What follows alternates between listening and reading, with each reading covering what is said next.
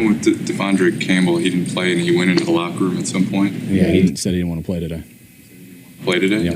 Brandon Aiyuk has requested a trade from the 49ers, according to multiple reports. I don't think there's ever been a bigger fall off than this. San Francisco was only 3 points from winning a Super Bowl a year ago, and now their team frankly looks mismanaged. Kyle Shanahan's out there saying they're not going to put up with Devondre Campbell anymore.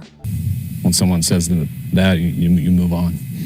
You don't deal with that anymore. As a lot of people have pointed out, I'm not an NFL coach, but I don't think that's a good thing. It just kinda seems like to me, Kyle might have had an indicator beforehand that Campbell wasn't a team player. In a similar way, Kyle Shanahan probably knew it wasn't a good idea to draft a wide receiver in round 1 and then re-sign Brandon Aiyuk after he complained his entire offseason of not wanting to play with San Francisco anymore. Or giving Christian McCaffrey the bulk of the workload coming back from bilateral Achilles tendonitis wasn't a good idea. Frankly, this entire season has felt like a fever dream where Jim Tomsula is back coaching the 49ers. We coach quarterbacks. I don't know the facts. What do you know about pain? As a 49ers fan, I know everything about pain. They went from being one of the most dominant teams across the league last year to now barely being able to get a win. So in this video, like Miss Frizzle and her magic school bus, I'm going to take you on a journey of San Francisco's downfall from last season and all of the glorious ways they have messed up along the way. Seatbelts, everyone!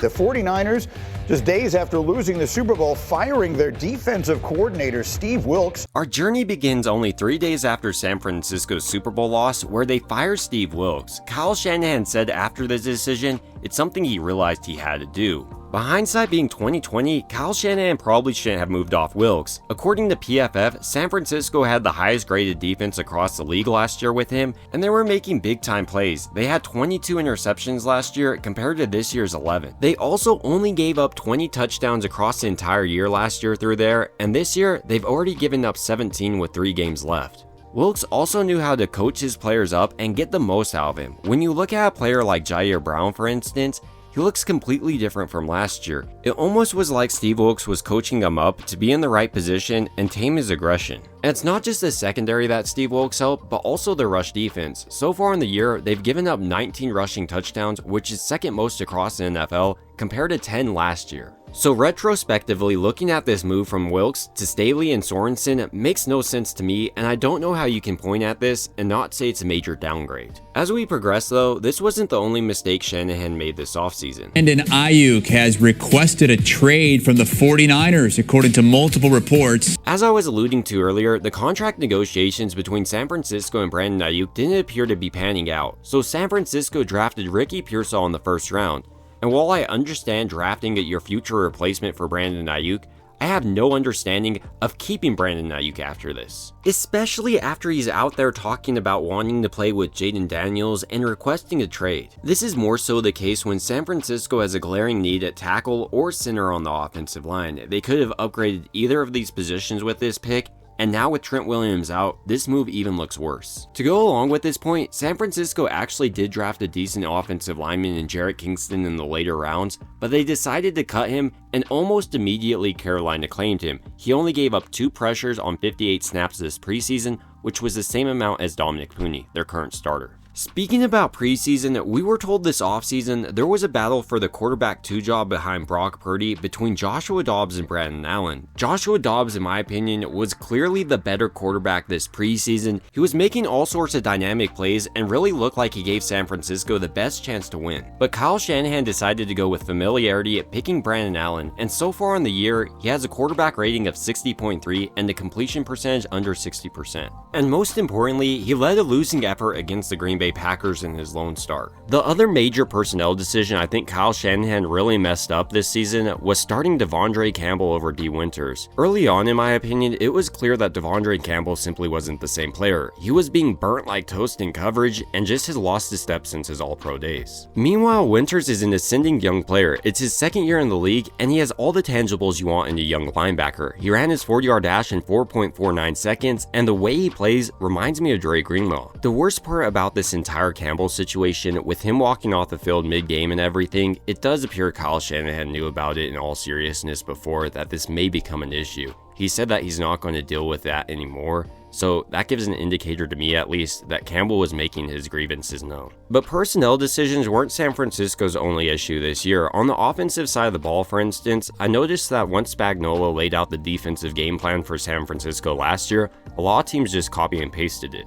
including Spags himself. I actually made an entire video breaking down how San Francisco has really struggled to adjust offensively this year, so I'm going to go ahead and put it here because I think it did a nice job. It was clear that Kyle Shanahan learned little from his Super Bowl loss, struggled to adjust, and more importantly, continued to show his glaring weakness against Spagnuolo's type of defense. And this isn't to downplay the game plan Spags had, but it's essentially a carbon copy of what he ran in the Super Bowl, which was successful. A lot of man coverage, blitzes, and you have untraditional people like linemen sometimes dropping off in coverage. So you'd expect Kyle Shanahan to have the perfect adjustment to this after watching the film for the entire offseason. I mean, he lost the Super Bowl because he wasn't able to adjust, but that wasn't the case in this most recent Chiefs game. Rather, Shanahan played directly into what Spags wanted him to do, run a ton of zone concepts, and he continued to show he had no idea how to use his personnel correctly. Rather than having Jacob Cowing out there on man-beating routes, he had Ronnie Bell. So in this video, I want to examine how the Chiefs have laid out the blueprint how to beat Kyle Shanahan and why it may be over for him if he cannot adjust. Starting out, like I was mentioning, a lot of the game plan was identical to last year, with one of those things being loading the box or bringing a blitz on running downs. Spags' idea here is to throw off San Francisco's zone concepts. In normal 4-3 looks, San Francisco can often double up to the second level,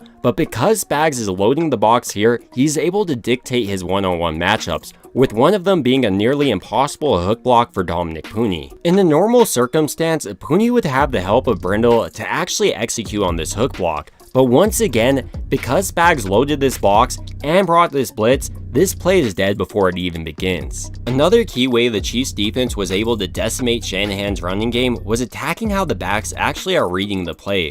On these zone concepts, the running back is taught to read outside in. So when Shanahan came out in tight sets like this, the Chiefs would just blitz their corners to eliminate the first read of the back. This in fact got them to bounce it back inside to the likes of Chris Jones and really the teeth of their defense. And while this may not be a big deal as San Francisco had a great offensive line, they just have a pretty poor one. Jake Brindle, for instance, is an undrafted free agent, and on this play, you can see why. He just doesn't have the strength to be a starting NFL center. Another key way in which the Chiefs dictated one-on-one matchups was loading up the box. Like on this play, they didn't necessarily sub in another defensive lineman, but they have 23 and 54 on the line. Then you also have Bolton in the back coming on a blitz. So this is all one-on-one matchups across the board for your more talented defensive line. And while it's really tempting just to blame the players then and say if Shanahan had better offensive linemen, then his team would be good, the fact is, Shanahan made no adjustments throughout this game. I mean, from the very beginning of this game, it was obvious what the game plan was. It was essentially a rinse and repeat from the Super Bowl, but he wasn't ready. And this also carries over to what Shanahan was trying to do through there. Conceptually, it's not that his concepts are terrible here, but often he's asking the wrong player to run the man-beating route. Here, for instance, Shanahan has Ronnie Bell as the first read on this play, who's great in open space, but definitely not the man-beater and not the player you want to be running this route,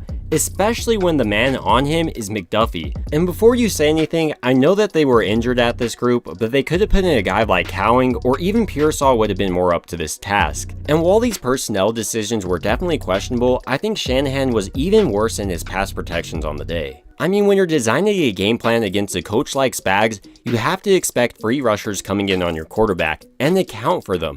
And he definitely could have done that. On this incompletion, for instance, if Shanahan designed it so Mason stayed in and picked up any free blitzer, this probably would have been a major completion. And then once again on this play, it looks like Colt McKivitz is taught to pick up the inside guy and then head outside on this blitz. And while I get this in certain circumstances, he has a defensive end lined up directly outside of him. So I struggle in understanding this pass protection on this play, and unless Colt McKivitz messed up, and it doesn't look like he did, I question what Shanahan is actually teaching his offensive linemen. So with all that being said, I think these are the major reasons San Francisco's season has gone haywire this season, but I want to hear what you think. Do you think that another thing maybe was a bigger factor? Maybe cutting Cody Schrader was a bigger factor than maybe cutting a guy like Kingston? I'd like to hear your thoughts down below. It would also mean a ton to me if you did like this video, if you liked and subscribed, and as always, I hope you guys have a great rest of your day.